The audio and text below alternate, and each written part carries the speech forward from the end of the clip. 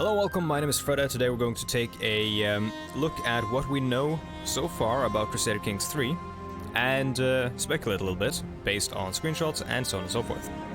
So first of all, Crusader Kings 3 has been announced at ParadoxCon just today, a couple of hours ago, so some of the information is still coming out. We don't quite know everything yet.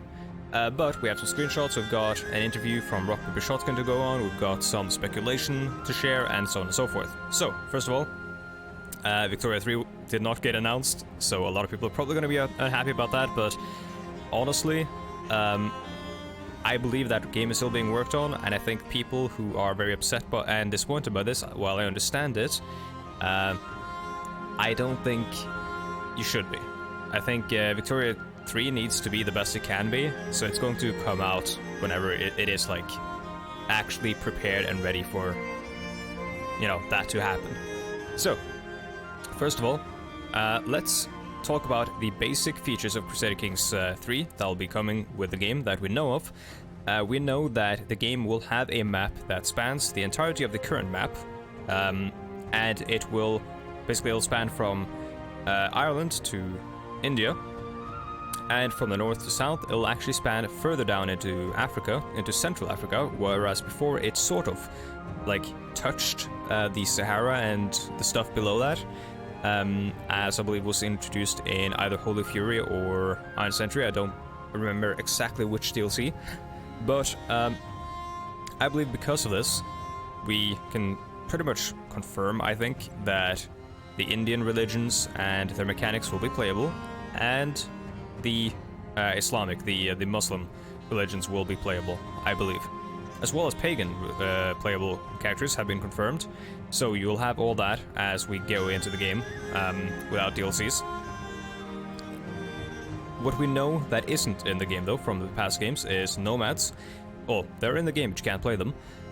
And merchant republics, which is a little bit sad, but I feel like they're going to have to like really try to make those even more unique and flavorful than they did in the past game, so they're probably taking their time with that, while focusing on the stuff that most people play already, which is like stuff like pagans, Christians, and Muslims. At least that's my impression. So, other than that, let's move on to the screenshots, which also confirm a couple of things. So, screenshot number 1. This is all from the Steam store, by the way. So, first of all, you're going to be noticing the map is completely different. It's probably using the new Imperator engine, which is awesome. Honestly, the globe view and that and everything is really good. It's also got these CG models instead of the old like artwork that we're used to. Which, when I first saw it, I was like, not vibing completely on it. However, this guy on the bottom left here, it looks a bit weird, but once we get like further into screenshots, you'll see that they start to look a little bit more natural, and you can sort of tell they look, I don't know how to, like, I would compare them a bit to the art style of World of Warcraft almost, like a bit cartoony, a bit like, you know, some features accentuated and whatnot, not necessarily meant to be realistic looking, but stylized and sort of vibrant, and honestly, I don't mind. People have called the aesthetic sort of mobile game looking. I kind of disagree. Mobile games are just part of like the modern sort of design philosophy with a lot of this stuff, and so you're going to see mobile games be impacting a lot of modern game design. So, what else can we see here? We can see, for example, the top.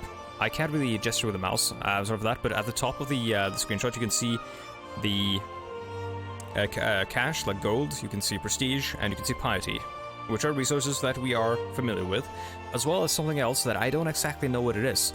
It could be score, but it could be something else, and then manpower. And then, like, your realm size, or like your vassal limit. Probably realm size, I'm guessing, like a limit to how many titles you can hold, of a certain level, maybe. Like how many counties or whatever, and then you got, you know, different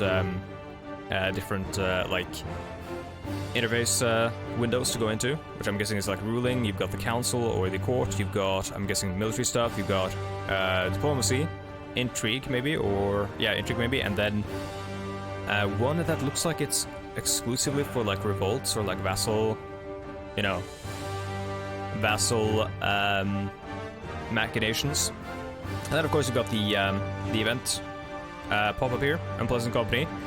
It seems to be a bit more roleplay, like you're given more like direct like phrases and stuff your character will be saying, as well as an opportunity in this case to straight up kill someone.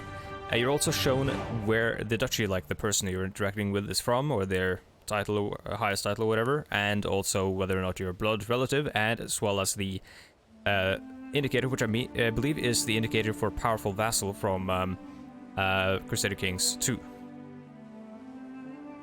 So let's move on to image 2, because while some of the stuff is interesting, it will repeat in the next one, or the next ones. So here we see a zoomed in image of Ross, which is in, I forget, it's in Scotland, right? Yeah, it's in Scotland. And you can also see that instead of just being called like a county or whatever, it's given its own like local title, so Mormerdom of Ross. We can see the UI. It's clean, it's simple. I do think the window in the bottom left does need a little bit of work, with the separating of the text and whatnot, but otherwise it's fine. You can now see that the unknown resource in the top right is actually grayed out, and I'm wondering what that means. It could be some sort of like a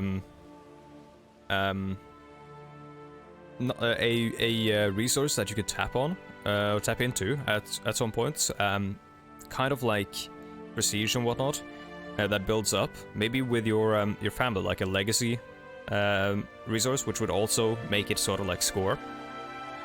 Maybe, I don't know. We haven't gotten any confirmation about what that is yet.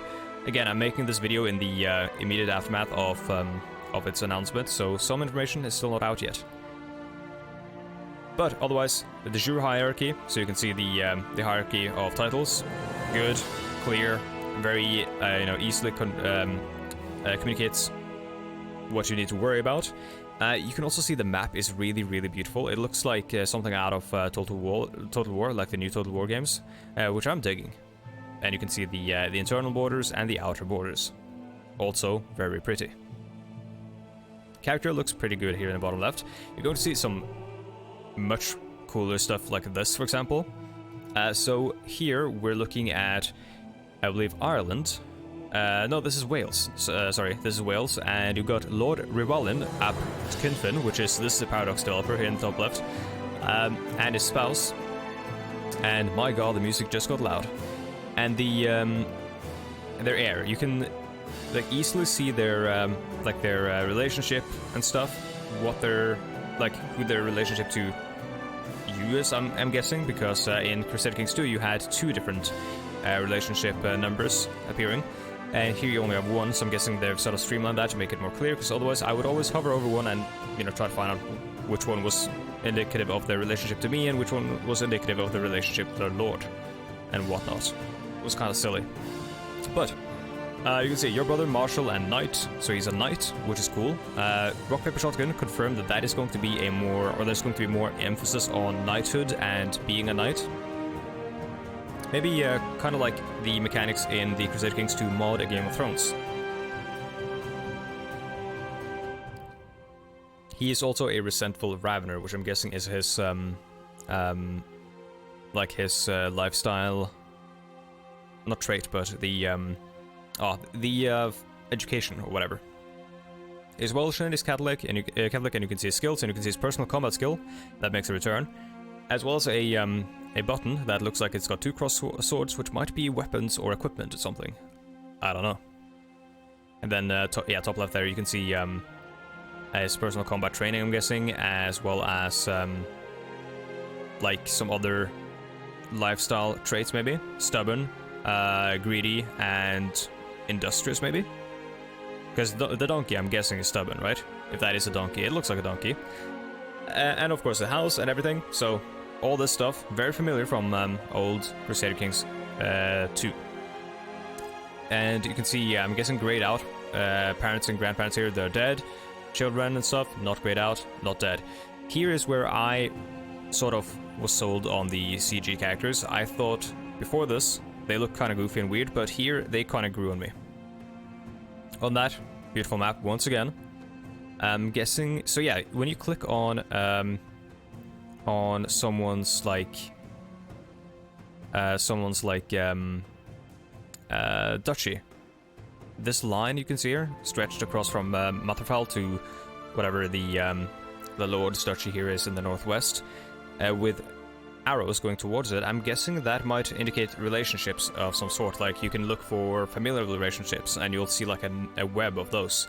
That'd be awesome, as well as like interpersonal like vassalage or homage relationships and whatever. So you can have like people who owe some sort of like personal debt to people of a different realm, which would sort of eliminate one of the major historical problems with the feudal system as it's like quotation marks as it's represented in Crusader Kings 2, where it's way too rigid and way too organized. So sorry, image 4, bottom left, female ruler, cool, confirmed. Yeah, I mean, it should be. You've got England here, with what looks like the Kingdom of England, as well as this lady who is ruling Buckingham, Bedford, Berkhamsted, and that's it. Don't know what this duchy is called, but you've got, let's see, you've got some, like a good view of what the different terrain tiles will look like, so those are also really clear. You can see the marshes northeast there, and you can see the forests of the south and whatnot, the hills and whatnot, farmland, really, really good. I like this. So here you can also see the mysterious resource is not grayed out. Hopefully we'll learn what that is in the near future. But I really like the way the realms are sort of divvied up here. The way the lines sort of separate stuff and stuff. It's really like... it's clear and it's pleasing to the eyes. Now finally, the most interesting thing, the biggest change, I think. Crusader Kings 2 always had a sort of like way where you could kind of direct the development of a character, but you couldn't really fully control it. Crusader Kings 3, they're adding RPG-like mechanics, like a skill tree, so that you can actually fully sort of develop and direct the development of your character. So this is one such skill tree. You can see this is the lifestyle system from Crusader Kings 2's Way of Life DLC. Sort of advanced into a full-on RPG skill tree with experience that you gain and then invested into perks.